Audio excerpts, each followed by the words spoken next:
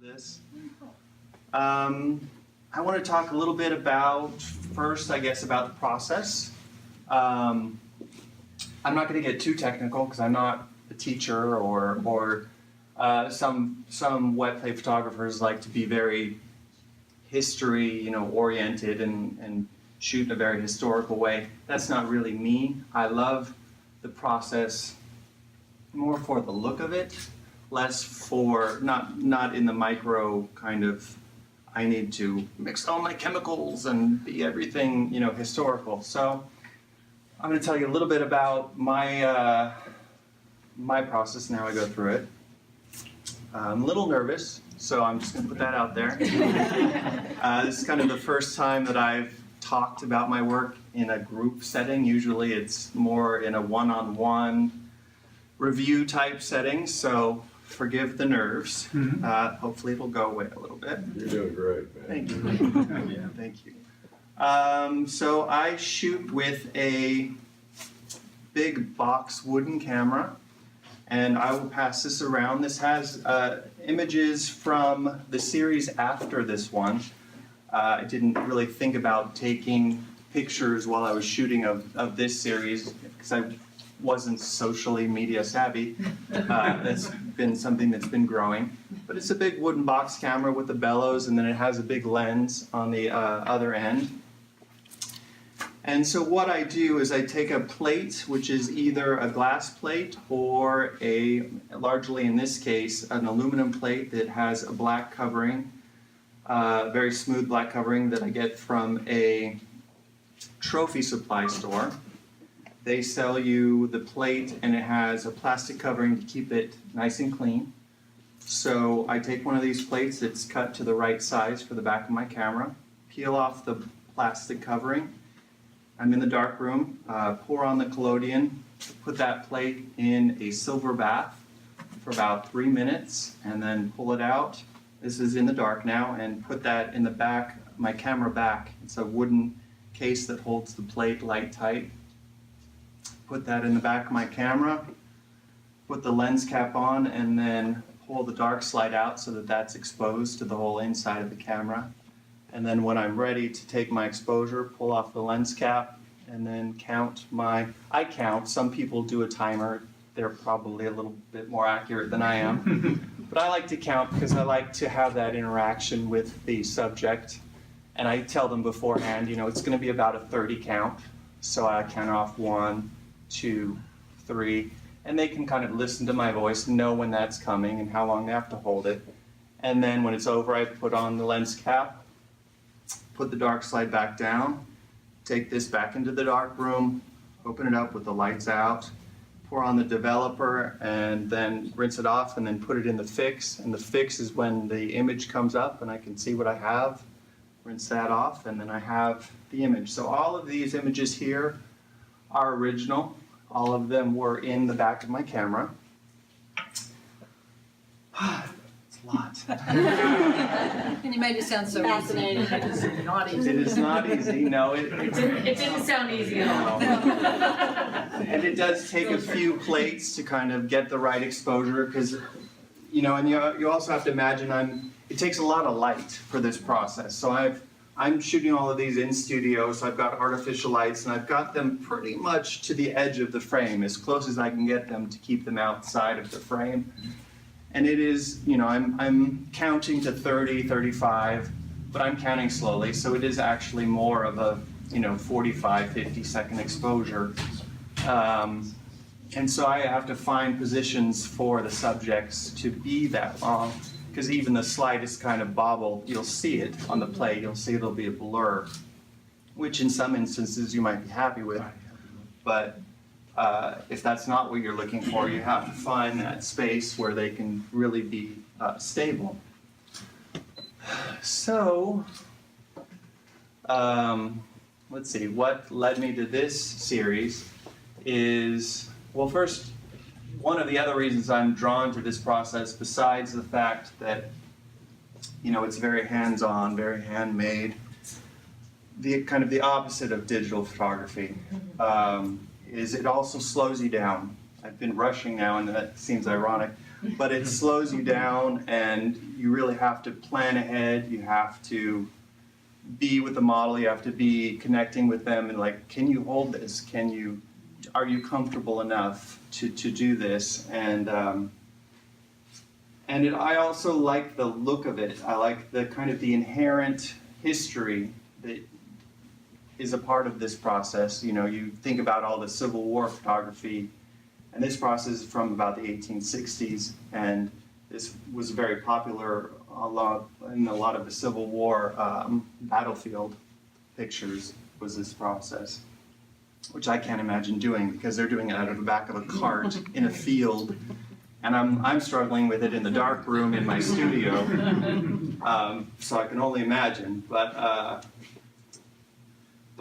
that was why I was drawn to this process. And then this was my second fine art series with this process, and I had had my first solo show with the series before. And that solo show was interesting to me because I came out of it thinking, you know, people asking you, what's your next series? And where'd you come up with this? And so in reflecting on that, it got me thinking about packaging yourself, packaging your work, how do you present yourself? And that led me to kind of thinking about that in more of a personal sense. How do I present myself online? How do I present myself, you know, to my friends, to my family? Are they different? You know, do I present myself differently to a stranger than I do someone I know? And then I thought about the packaging literally, and I'm like, I really like the idea of taking something so modern as, you know, a box that you find from a packing store and putting it with this process that is so old. And not only that, but putting it with the human form, which is so soft and supple, and having these hard edges with these soft lines. And so all of these things kind of came together to make me want to do this series. And that's what got me started. And yeah, and then I came up with this series. You know, I would plan a shoot day and plan a shot list, and some shots, you know, you try it and that person just can't hold that shot for that long, so you try something else. And so there is a give and a take and a collaboration with the subject. But I'm pretty happy with how it turned out. I feel like there's, also, you know, one of the inspirations was the social media. And then when I applied for the show, I had the idea of trying to make a section that was more interactive to kind of give the audience the opportunity to, you know, be one of these people in this photo and put the box on and maybe just for a minute think about in their own life, you know, what do I show? What do I not show? What do I hide, you know, from my significant others or from just the general public or from my social media. So that was the impetus of the kind of interactive selfie area. Okay. Yes, I'd love the questions. So you said you have a camera, but how do you get the two different sizes? I had two different cameras. I actually started with a smaller camera. It was a slide box. The biggest it could go was 7x7. So that's why I started with that. And then halfway through kind of the shooting of this series, I bought a larger camera. It could go up to 14x14, but I did the 12x12 plates. So this series probably, maybe it was over a 6-month period, shooting off and on. The camera itself, you said it's old, is that correct? It is. Or how hard is it to find a camera like that to do this type of work, a box camera like this, or one that does 7x7 or 12x12? Is it hard? The camera that both of those cameras actually were remakes, so they weren't antiques. Someone else remade them and then sold or made them, Refurbished them, basically? Is that what you made said? them in the Remake. style of, Oh, made them in the style. yeah, copied an antique and then sold them. And I bought, the first one was a friend of mine's, the 7x7. Mhm. He let me use it when I was kind of learning the process. And then the second one I bought from another photographer that had bought it from the guy who made it. Yeah. What's your next series? I've done a couple series since then, but my next series, I'm working it out. I don't have access to a darkroom at the moment, so I'm still needing to express myself. So I'm working with how can I do that, and a friend of mine lent me a 1950s Polaroid peel-apart camera.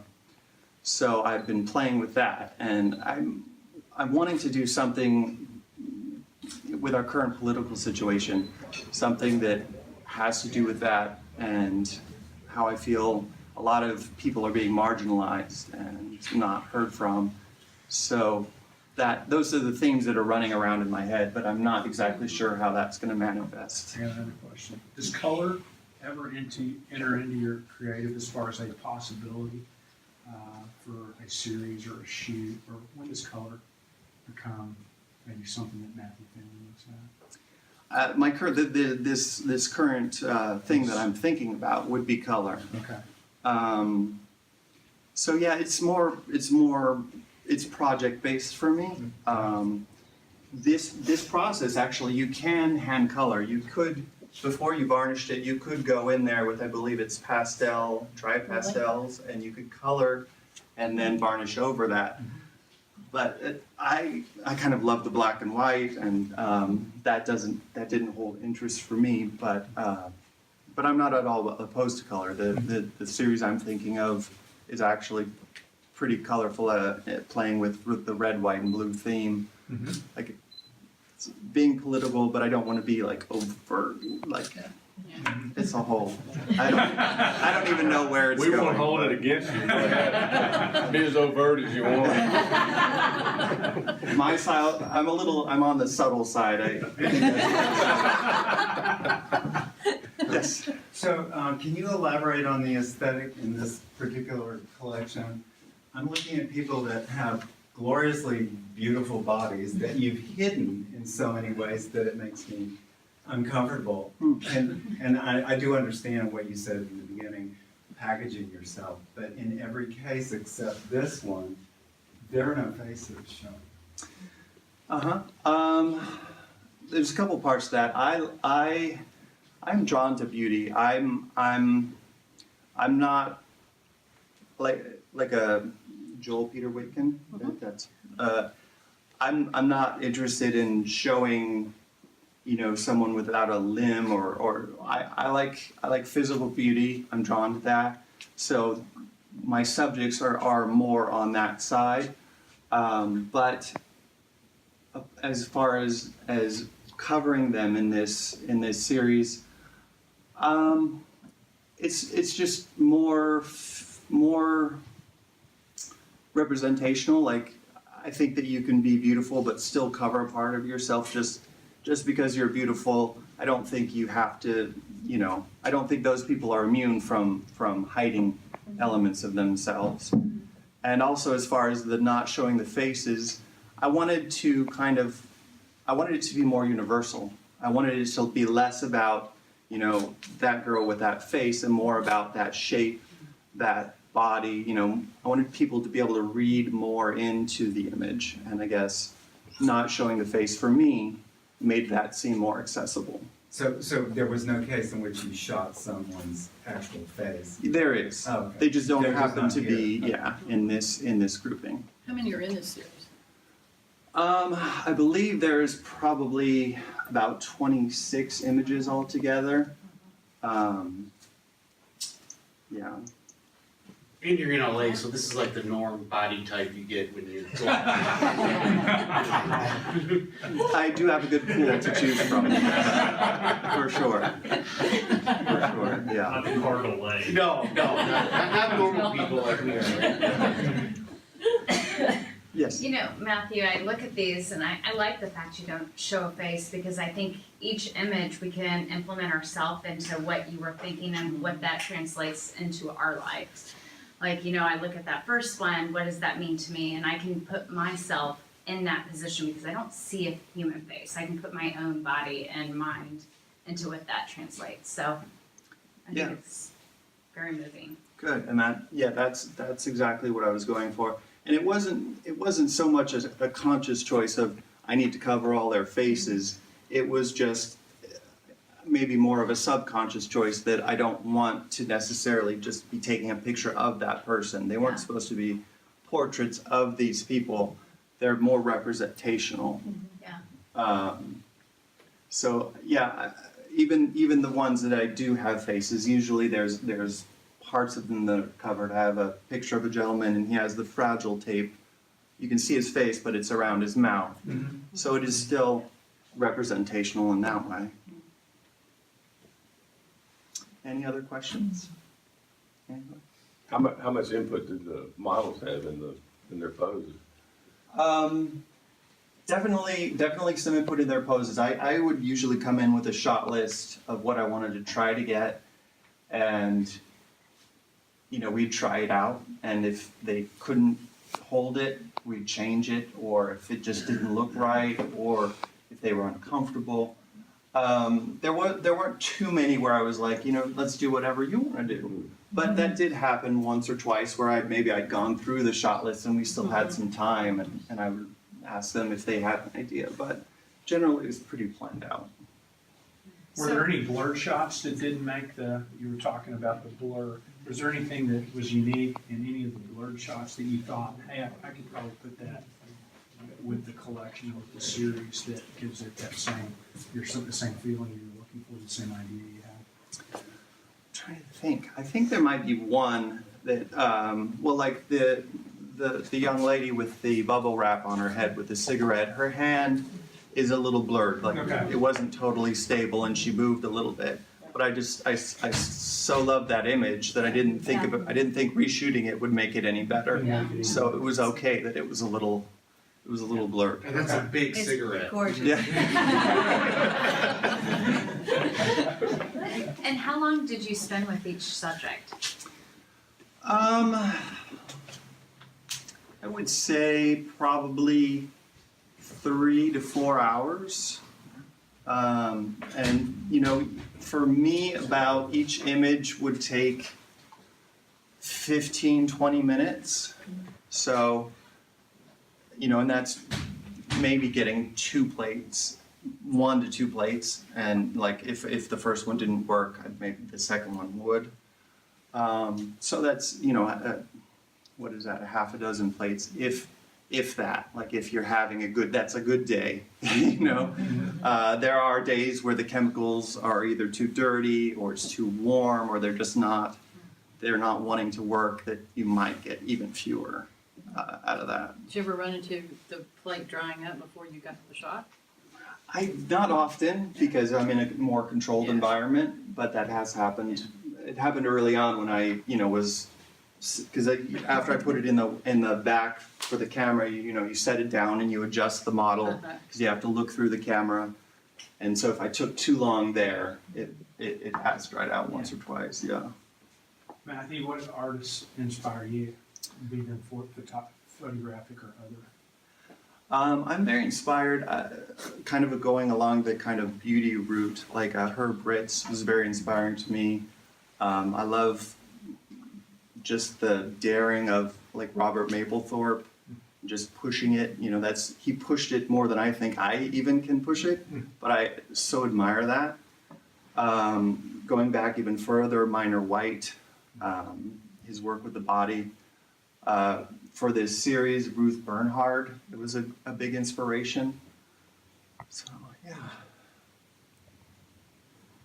Anyone else? Were you conscious of the contrast or duality between using an old camera and the packages? Because packages are so prevalent in people's lives now with Amazon, and I mean, we get, what, like 15 delivered a day in our. So that's what I saw when I first looked at it, like, yeah, I mean, it's an old style photography with a modern day twist on it. Yes, in the respect of the packages being modern in an old style. I didn't really think about it in the inundation of packages Yeah. that people get these days. I don't really use Amazon that much, so it didn't really cross my mind. But that's very interesting that came to you, because that's something that's very involved in your life. Because you never know what people are gonna see by looking at your works of art, right? Yeah, They no, might and I see love something that. completely different. Yeah. I love that. I want people to bring their own experiences to my work. You know, I like to leave my work a little bit general so that happens, and it's not like super specific, and I don't want to tell you exactly what it is and what you should think, because I want you to bring, you know, your own something to it. Not that Jeff Bezos needs any more adulation. I think he's doing well on his own. Teddy is really that image right behind you with the gazillion boxes. Yeah, just buried under the boxes. Did your models have a sense of humor about themselves? They did. I mean, it's very interesting working with nude models, because you know, there's always a self-consciousness, and when I'm meeting a new one, I'm always wondering, like, how comfortable are you going to be? And I always try to be very, you know, understanding and open with, you know, their comfort level. And so it's always just interesting in trying to figure out what that is, and I can kind of tell how little modeling they might have done just by how uncomfortable or stiff they are, versus someone who comes in and is like, hey, you know, I'm here. Exactly. And I tell them, I'm like, you know, you bring a towel or bring a rope in between, and some of them don't, and they are just standing there, you know. I'm doing my work, and I come out, and they're just ready to go. Okay.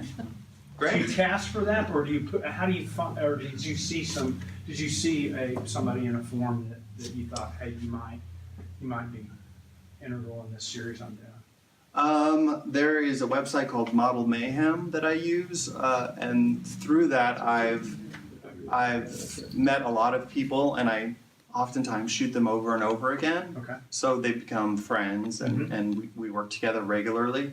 But initially, a lot of them have been off that site, and it's just a modeling photographer networking site. And I try to, and you can put up castings, and I try to be very specific about, you know, it is nude modeling. I pay them, and you know, they have to sign a release and all that stuff. And I offer, you know, you can bring someone if you. I don't want you to feel uncomfortable, Sure. you know. But I try to be very clear, because what you don't want is someone to come and be like, what? There's nude modeling, and I'm not going to show anything, and then you're like, we're wasting both of our times. So. Okay. Anything else? Did you tell them how hard this process is? He did.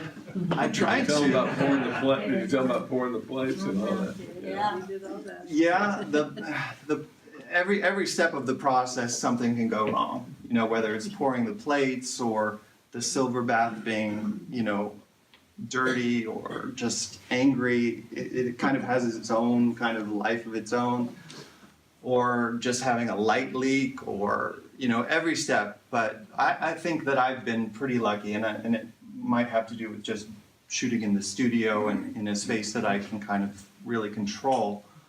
But I think that, you know, I can get work done, and so it's been a lot of fun and a lot of joy. And I love the fact that, you know, there's only one of these. You know, I've scanned it in, and there might be prints, but there's only one of these that came out of my camera that looks just like this, that has the sheen. So that's what I love about this process. Is it that uncertainty of the process of that camera and the medium that you're working with that draws you more to this, or would it be more just the quality of the photo, or the actual print itself that you get when you're, so the process of the the question marks that you were just talking about. Do you like that part of it, or is it just the end product that kind of puts you in this medium? I'd say it's a combination because I like the hands-onness. I do like the mystery. I like the fact that, you know, the chemicals, you know, this is a chemical reaction. This isn't me. This was just a white wall. Yeah. And I like the fact that things can happen like that. That you're like, oh wow, that's cool. Like I didn't do that. Yeah. The process did that. I like that chance. Yeah. But I also like the final product. I Yeah. like the look of it. I like the tones, the shallow depth of field, just the general feel of the process. Gotcha. So it's a combination of both. Any more questions? Thank you.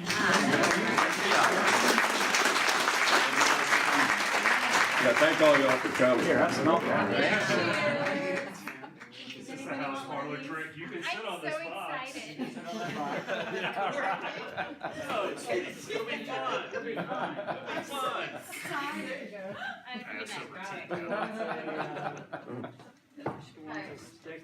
Here, Lynn, I think I just want the, I want the girl.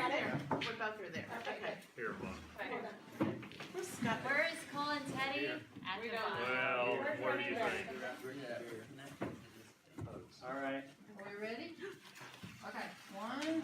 Maybe, I don't think they're ready Oh, they're yet. not ready? All right. I'm still working on Still working on our project. packaging ideas. On your pose. Y'all have done a great job. Okay, now, 1, 2,